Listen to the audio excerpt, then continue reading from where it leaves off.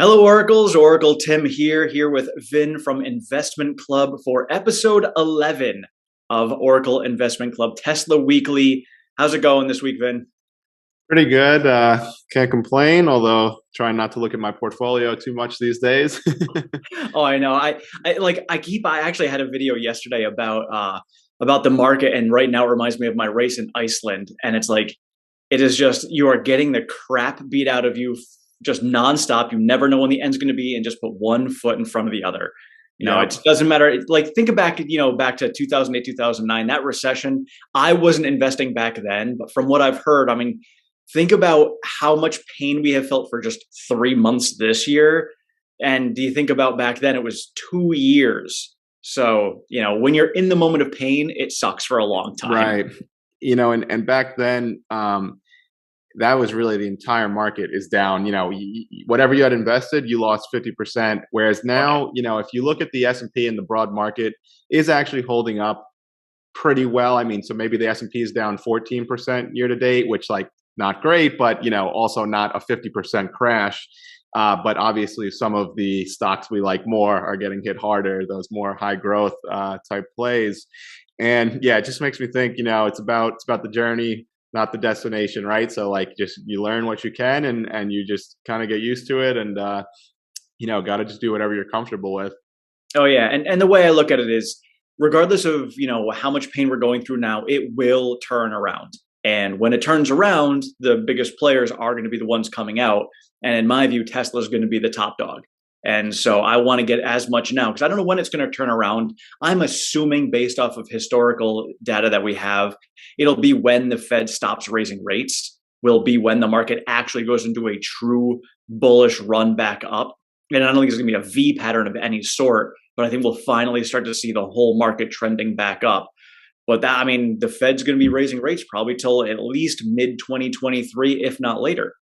So, Yeah, that this could give us a lot of time to buy, but a lot of time to, make sure you've got convictions high. yeah, and it's a great time to buy, and I want to say like play it safe. Just I'm investing as much as I can, but just as far as like margin and leverage, like be very very careful. Like I have like a little bit of leverage that I've used, just because like for option plays, but even that maybe it's 10% of like my total portfolio value. Even that these days kind of like freaks me out a little bit. So I'm like, all right, we're gonna really like I'm playing it like super safe, and just trying to be conservative, and if it's cash I'm investing, that I'm fine with that, whatever the result. But yeah, just like not exposing yourself to even more unnecessary risk. Oh yeah, I mean, heck, even Elon is trying to delever himself with all the money he's got. Even with the Twitter purchase, he's like, "All right, I'm levered off a Tesla, but let's get out of this as quickly as we can." Yeah, I mean, yeah, you can't blame the guy for he deserves to diversify a little bit, I think, and the vast majority is going to stay in Tesla. Whether he continues to sell a few percent here and there, but he's fully committed, I believe, to Tesla. Oh, I know. People are like, "Oh, he's selling his shares." I'm like, the dude has 163 million shares still. It's Yeah, not like he yeah. just sold out of everything. Calm down. And maybe I don't know what's gonna come first, Master Plan Part 3, or if he gets another package there. To what was the last one? If Tesla hits Oh, like certain market caps, he gets X amount of shares. So he'll be doing fine. yeah, And and yeah, I'm curious if they're going to do it because when they asked him on the last earnings call, he said currently they have no discussions going on. So like I'm kind of torn. I'm like, obviously we know that Elon, being CEO is huge for the company, but some people don't like him as CEO. But I'm like, I think it's a bullish sign if they don't have any talks going on and maybe he kind of steps away and he's just a figurehead versus the CEO, because that shows that the company can survive without him at the helm. So maybe that's a good sign. I don't know. There's yeah, I think if he left, which I don't think this is going to happen anytime soon, but at least for let's say the next 3 to 5 years, if he were to leave, the stock would get like hit hard, I'm sure, but the company is gonna do just fine either way at this point. I mean, the longer he's there, it obviously can only help. Like this guy is the best capital allocator of all time. But I do think that maybe when they were in production hell, it would have been different. But like they're so far ahead and becoming just synonymous with EV and technology and, making progress, like the place to work, if you want to really, get some amazing things done with your life, that I think that the company will flourish either way at this point. Yeah, I totally agree. And, looking at where he's at and the fact that, he's constantly touting his engineers, constantly touting the production team for putting the factories together. So he has the teams in place to do what needs to get done. He's just kind of pointing the fingers and directing traffic. And that's really it. So he's not as integral as he used to be before on a day-to-day operational basis. So I think I think you're right, though. I think for Elon, because he is so focused on getting the company to AI, FSD, robo-taxis, and Optimus, I think he will be staying there with a main role until that gets up and off the ground. Once that is off the ground, I think that'll be the moment where he can finally step away and let the team run it all. Yeah, that would make a lot of sense actually. Yeah, because that's like kind of the biggest hurdle probably that they've had to face. I mean, granted, the whole way has not been easy. I mean, they've gone through like Dante's, every circle of hell to get to where they are. But FSD, I mean, just when they're like, other companies be like, all right, we have the lead, we're going to get complacent. No, they decide I mean, this is always baked in somewhat, but just especially in the last few years, now we're going to go and try and solve real world artificial intelligence. The only way you can truly have full self driving, they don't shy away from the challenge. And I mean, that's great to see. And it's what's going to keep them, ahead and, in all of these relevant emerging industries and probably at the head of them. Oh, I know. And then you try to think about like the OEMs trying to catch up, and it's like, are you really? I don't think so. Like, Yeah. how can you? And and just looking at some of the impact report, I'm like, literally right now, Tesla's saying OEMs legacy auto is paying for factories to get built. It's insane. That kind of brings me to my next point here. Is perfect. I've seen this chart. Let me pull this up. A lot of people have sent this to me this week showing, Oh, yes. oh, look, Tesla versus the world. Tesla's got, if you're not watching, if you're just listening, about a $1 trillion market cap. And basically every other automaker on the planet has about a $1 trillion market cap. So people have been using this to make the argument, oh, look, Tesla's so overvalued, yada, yada. Meanwhile, we should be looking at this graph where it compares how Tesla has no debt. Everybody else has $700+ billion of debt. Now, there was a misconception with this though. I was reading an article, and it's actually not completely fair to assume like Ford, for example, has something like 138 billion of debt on their balance sheet, but a lot of it's not like traditional debt. It's more so since these legacy auto manufacturers almost act as banks, and they're leasing out the majority of their cars or whatever and getting financing. So they basically get paid for their, let's say, a Ford truck over a 10-year time span, because it's a little at a time with interest. But you know what? So a lot of that is what's baked into what on their balance sheet is marked as debt. But it's still, a reason for concern, because you get another 07, 08 type scenario. That's what will bankrupt these companies. And it just, is another strength Tesla has, that they're getting paid fully up front, the full car value. If you're selling an item and you're, only making money over the next 10 years, I mean, Tesla can deploy that capital 10 years faster. Yeah. And as we were talking last time, GM in particular has to produce and sell 5 times as many vehicles as Tesla to make the same amount of money. And so if GM, there's Mary Barra said that they're going to pass Tesla in 2025 with 5.5 million EVs sold. And I'm like, all right, so that's basically equivalent to Tesla selling 1.1 million, which they're basically passed already this year. They were just short of that at the end of last year. So they're going to surpass that this year. So that means they're 3 years behind Tesla in profits. And that's if Tesla just decides to stop selling vehicles for the next 3 years and growing. Yeah, well, I think you've underestimated GM. After all, they did sell 99 Hummer EVs in Q1 2022, which is up a whopping almost what's that, 1,000% increase, let's say, from they sold one Hummer EV in the fourth quarter of 2021. So here's a company that sold 100 EVs and is going to catch Tesla, who just sold 1 million in the past trailing 12 months. But they're coming up. And it makes me think too, everyone wants to point the finger at Tesla as the overvalued one. I've been looking at the stats here, and who are the top electric vehicle manufacturers in the world, Tesla is clearly ahead. And the only other two relevant names I see is Volkswagen and BYD. They're the Yeah. only ones who are selling in the hundreds of thousands of electric vehicles. GM just sold 99. Like they're not even, so if you want to look at it like that, if you truly believe electric vehicles are the future, you could make the argument that the ICE is obviously has no value and even less moving forward as they, they're going to have to work against themselves. But if we want to look at market caps and if we think that electric vehicles, even if, considering nothing else, if this is strictly about automobiles and the electric vehicle market and Tesla's only an auto manufacturer, well, they just sold 1 million electric vehicles. GM is selling 100. And we're saying that in 5-10 years, I mean, with more and more states and countries passing deadlines to be all electric by 2030, I think the other companies are the ones maybe that are overvalued. I mean, GM's got a $40 billion valuation. They sell 100 electric vehicles. I mean, what does that say? Oh, I know. And like even with the American legacy automotive makers, GM's not even first. Ford is. Like it's not even close. And Ford, I think, is doing a relatively decent job. And like, let's look at Tesla for instance.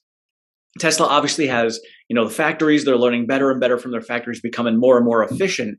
And it still takes China, a year and a half to 2 years to ramp themselves up to 500,000 vehicles sold.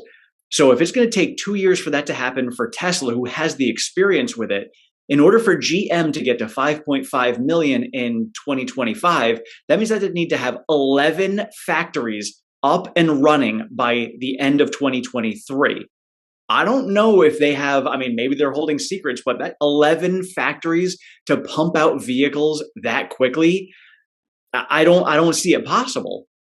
Yeah, and you just add to that the current trajectory of Tesla's factories and their ability to ramp up and expanding, having all the Giga Texas is huge in Austin. That amount of property they have there, they could fit 100 factories. Oh, I know. Just as they ramp up production, even with the 4 gigafactories they have right now that produce the cars, they have the means right there to, I think, to scale up to at least 8 million, maybe even 10 million if they really can stretch it out. So they could do 10 million cars off the 4 factories they already have, basically, with a little ramping. Oh, I know. And I know that they've announced, quietly the Shanghai expansion new factory. Berlin, they're in the process of purchasing new land. So by 2060, that'll be up and running because that's how slow it goes in Berlin. And then Austin, I know Ross Gerber, who knows some things, is saying that, they're going to be putting up a new factory in Austin, and he's expecting a formal announcement soon to be coming out of there. So I'm like, that's basically 3 new factories already announced. And I have no doubt that they're going to be announcing at least 1 or 2 more by the end of the year as far as new actual new locations. Right. So, when and I have a feeling what we're going to end up getting is probably Elon's, maybe news about the new expansions, Elon's master plan part 3, talking about mass scale. And then he's going to start announcing all these factories. And I think we're going to see at least a tripling of factories by 2025, which is going to put us at 12 to 15 million vehicles capacity at that point. And that'll 2025 is our judgment day, we had said in the last video. Yep, that's like when it'll be clear as day. Like now you could make the argument either way. At that point, we'll see who's really going to win and if there's any question about it. So with that being said, like I said, I could see them ramping up to 8 to 10 million with just the 4 factories they have. But obviously this is 5-10 years out, or maybe a little less, but a few years. So the next, I think, 1 to 2 years is really the hardest point, where it's going to be a bumpy ride. It has been already, obviously, but we're going to just keep getting these wild swings. And I'm really just playing the long game here, because I do see the path and I believe, but it's funny going back to those graphs that I've been seeing everyone call out to say that this shows Tesla's overvalued.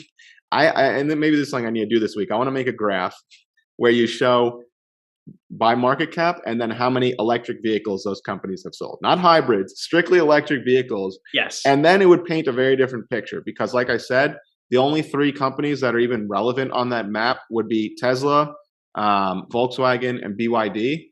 So even if we took it, the way it is today, and let's say that the auto market in total, that's $2 trillion of market cap to go around, Tesla probably justifies their 1 million because they are number 1. BYD and Volkswagen, if everything stayed constant, maybe they each are, $400 billion companies. And then everybody else, not even going to be, $100 billion. Because if it's all going to be based on electric vehicles and just looking at where we stand today, at least, we'll have to see what they do in the next couple of years. But like I said, can't wait to see the articles coming out when, next quarter, GM 500% growth on their EV sales. They'll go from 100 to 500 total sold. I know, like if GM can pull off 5.5 million in 2025, I mean, kudos to them, amazing growth. But then you remember something that you and I talk about all the time as well. The more that legacy auto pushes for this, the better it is for Tesla. Because the way we're going right now is obviously across the board, automotive is down because supply is significantly down. So demand is super high. Once we come out of this and supply chains come back, inventory comes back in, that's going to be scooped up. But in that meantime, people are going to have their choice and the cost of EVs is going to come down. So then people are going to be deciding, well, what do I want to buy? Do I want to buy an EV or an ICE? And, the choice will be clear at that point that they're going to want to buy an EV. But if it's not available, they'll have to buy an ICE if they are in desperate need of a vehicle.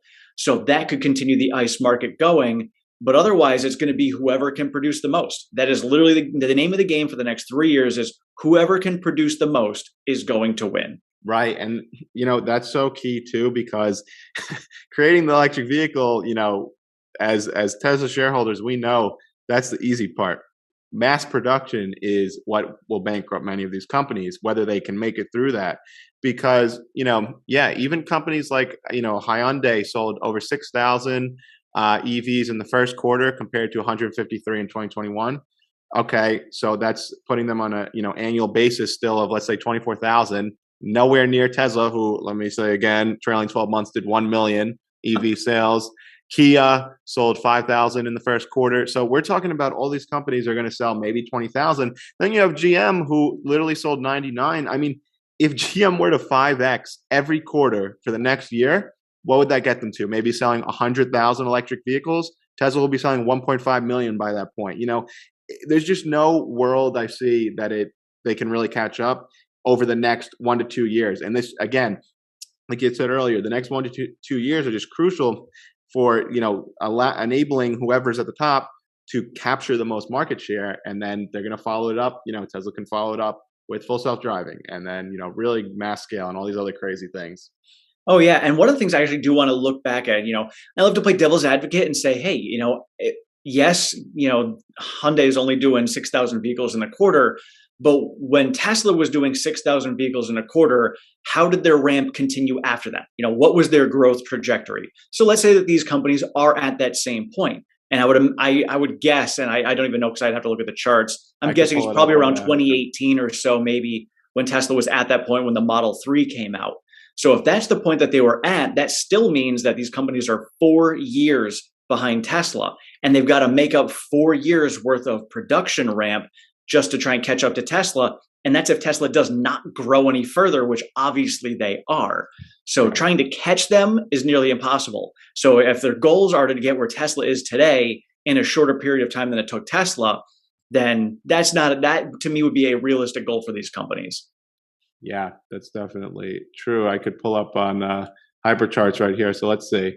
Tesla share. Okay. So Tesla, let's say, what did we say? 6,000. They did 6,000. So 2012, they sold 2,600 total. 2013, that was up to 22,000. So that is a pretty big. So yeah, even if we allow these companies, let's say, to follow the same trajectory, but then from 22,000 to 31,000, and I feel like from 2013 to 2014, I feel like this is another thing you're going to see. You may very well see GM this year. Let's say they do 10x or 20x.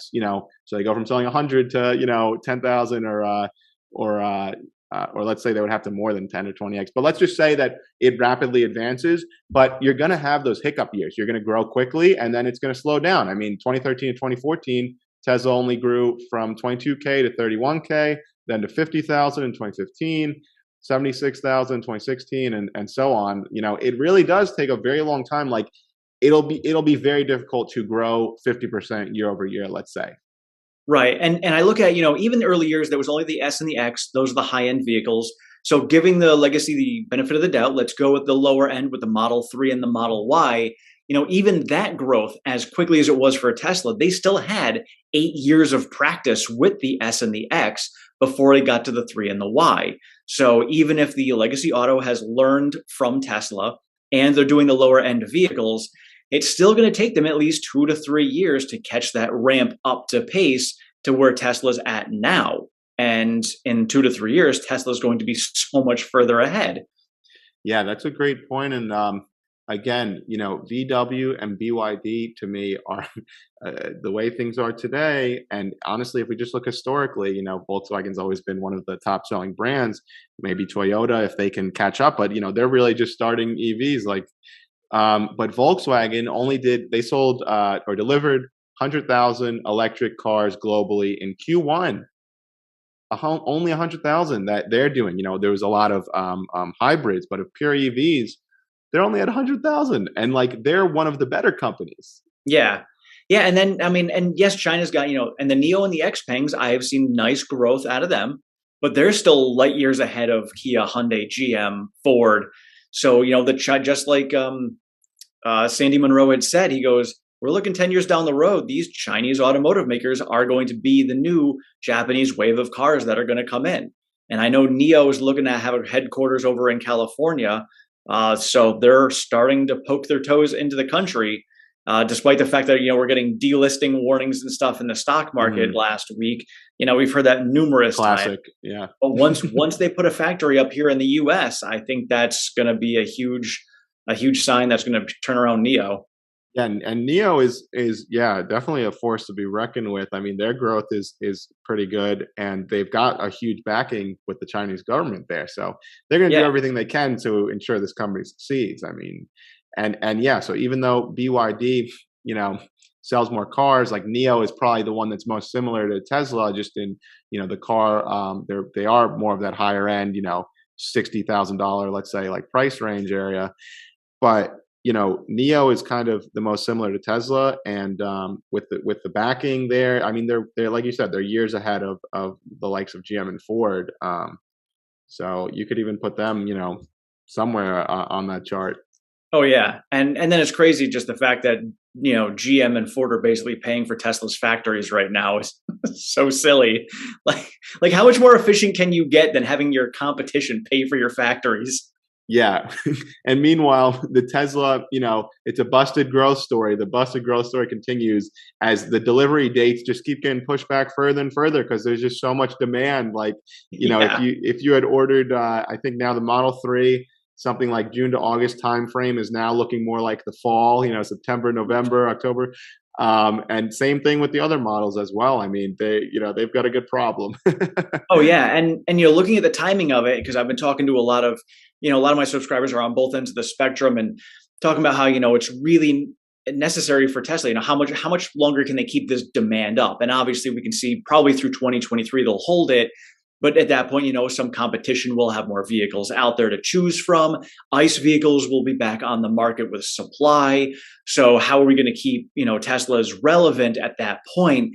And obviously it's going to be relevant because it's good, but, can they have a lower end vehicle that's going to come out? And this is where I'm like, I think the information we're getting out of China with this new factory is going to put us at a place where they're going to be producing the compact car. That is going to be the game changer. And then the robotaxi. So as soon as we get to that point where demand could be wavering, Tesla's ready to come out with something that's going to scoop up that demand. And then we've got FSD. And one of my subscribers today had also mentioned how, we were talking about how the comparison between Apple over the last 10 years and Tesla right now going through this kind of dead stage in a bear market, and how the growth after this could be, exponential for 10 years. And it's like, Apple really took off when they had the App Store. So with Tesla, it'll be FSD. And then Tesla will have their own App Store. And it'll be significantly more relevant when FSD is reality because people, don't have to focus on driving. They can focus on whatever infotainment that they've got in their car, and then they can utilize that. So I think that's, again, 2025 is that key year in my mind that, FSD, robo-taxis, compact car, app store, and who knows where Optimus is going to be at that point. If they're actually going to get to volume production later next year or 2024, who knows what's going to happen at that point. 2025 is going to be just a light bulb moment, and whatever automotive makers are actual players at the time will emerge, and whoever is not is either going to merge with someone else or die. Now that's definitely all true. And just going back to what you said about demand, like, yeah, we can see the clear path. Let's just say, 2022, it's done. They're sold out, and likely 2023 is going to be similar. But let's say, okay, 2024, they do start to price out with these. Many make the argument now that Tesla is a luxury automaker still. Their cars are pricey, but the trend is going down in the long run. But either way, so they have, let's say, 2 more years where the demand, there's no issue whatsoever. And another argument I see is the margins. People are saying that Tesla has only had these crazy 30% profit margins because they're the only one that's doing this, blah, blah. And I think people it comes down to just not understanding. This has nothing to do with competition. This has everything to do with they're an innovative company. From the second you step into the factory, everything is innovation. I mean, with Tesla, it's almost like you're investing into the gigafactories. You're investing in this manufacturing company because what are they doing? They're constantly driving down the cost to produce whatever it is they're producing, cars for now. They're doing it more efficiently. You just look at these innovations, like look at the Gigapress, right? Prior to that, for the front and back of a car, it would be hundreds of pieces. The Gigapress now enables them to make one piece for the front, one piece for the back of the car. It's all one piece. And so you pile on all these different things, what they're doing with the robotics, right? All of this leads to why they have those margins. Like it doesn't have anything. I don't see, obviously, when there's a ton of competition and we get to that point, where the prices are driven down, but it's still going to be the case of, okay, now what's going to set the one company apart from the rest when everyone's making EVs? It's going to be the manufacturing process. Well, who's the best manufacturer? We see is Tesla. No one else comes close. So they're going to have the highest profit margins with inevitably, as long as this continues, they continue to innovate, which I don't see how they would stop. They're not slowing down, So as long as they're able to continue doing that, they're always going to have the most money, let's say, to pump back in to making the most advanced technology. And they're getting all the best talent. I just saw it again for 2021, a Universum survey for where all the engineering graduates want to work. Number 1 destination, SpaceX. Number 2 is Tesla. 3 is NASA. There's not one other automaker on that entire, top 10 list. Yeah, GM was number 17 on that list, and Tesla had 3 million job applicants last year. Like Tesla literally has their pick of whoever they want to work. That's something. And again, it just adds to, there's so many intangibles with this company. There's so many qualitatives that you can't measure as a traditional Wall Street analyst. They don't understand. Quarter to quarter, it doesn't mean anything. But over a period of 5 to 10 years, who has the most money, the most innovation, and the best people who want to work there? I mean, it's a no-brainer. Oh yeah, I mean Tesla is disrupting analysts at this point right now too. and going back to the talk about margins. So when it does get to that point where all the vehicles and they have to make their choice, that's going to be at least 10 years down the road before that even happens. And if it does happen between now and then, think about it. Tesla has 30% margins on their vehicles, whereas everyone else is in the negative. So if Tesla's margins have to come down because of competition, then competition's margins have to come down and they'll go even further into the negative. So like Tesla could even cut their margins in half and they're still going to blow everybody out of the water with profits. It's not even close. Definitely. I just don't, it's like I said, if we're looking at this as EVs or who's the best manufacturer, whoever holds both of those titles or just one of the two, Tesla holds both, currently, as long as that keeps up, that's the market cap. I mean, we're it's almost like we're looking at it all wrong. Whoever is able to produce the most EVs right now or moving forward in the next 5-10 years, that's the only relevant factor. And even if the others start to catch up, well, when they're selling 1 million EVs a year and Tesla's only selling 1 million EVs a year, then we can, look and say, okay, maybe, this company's a little overvalued. But until that's the case, until they're anywhere close, it's just not an argument to say that, you know, Tesla's overvalued. I mean, they've earned that valuation with what they've been able to accomplish. Oh, right. And you know, looking at how many other startups are on that list, you may have like the Neo Xpeng, you know, Lucid, Palantir, or not Palantir, Rivian. So I'm like, you've got those other startups, but everybody else, nobody else is a growth. Legacy auto is not growth, not going to be. And even if you consider their EV sections growth, their ICE is dying. So it offsets whatever growth they're going to have. And So that's why you can value Tesla higher, because they are a growth company who are just getting started in a massive market. The total addressable market for Tesla is enormous. And that doesn't even include FSD, robotaxis, and Optimus, because those markets don't even exist yet, as we'll know them in the future. And you know, I think this is the perfect place to wrap up. Just looking at EVs with the ICE or the traditional legacy automakers, we know what their maximum was. So if everything goes perfectly and they just transition their business, they snap their fingers like Thanos, and all their ICE cars become EVs by a miracle, we know where they cap out. You know, GM had, let's say, 8 million sales a year.